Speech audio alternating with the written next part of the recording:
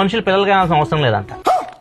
Shock అయిపోయారు కదా, నేను కూడా షాక్ అయిపోయాను. మనుషుల పిల్లలు కంటారు, మనుషుల ప్లేస్ లో రోబోస్, హ్యూమనైడ్ రోబోస్ పిల్లలు అయితే కంటున్నాయి. దాన్ని ఎలా క్రియేట్ చేస్తారంటే తల్లి గర్భంలో ఎలాంటి అయితే ఉంటాయో, తల్లి గర్భంలో ఎంత టెంపరేచర్ ఉంటుంది, తల్లి గర్భం ఎలా అయితే ఉంటుందో అట్లా ఒక గర్భాన్ని క్రియేట్ చేశారు రోబోకి. వీళ్ళు ఏం చేస్తారంటే మనిషి దగ్గర నుంచి, అబ్బాయి దగ్గర నుంచి స్పర్మ్, అమ్మాయి దగ్గర నుంచి ఎగ్ తీసుకొని రెండింటిని యూజ్ చేసి ఈ గర్భంలో రోబో గర్భం ఉంది కదా, హ్యూమనైడ్ రోబో గర్భంలో పిల్లల్ని పెంచుతారు.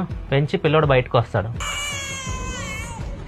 సో ఇంక వీళ్ళు చెప్పేది ఏంటంటే మనుషులు కష్టపడాల్సిన అవసరం లేదు, అమ్మాయిలు బాధపడాల్సిన అవసరం లేదు. జస్ట్ మీ స్పర్మ్ ఎగ్ తీసుకొని రోబోసే పిల్లలు కంటాయి.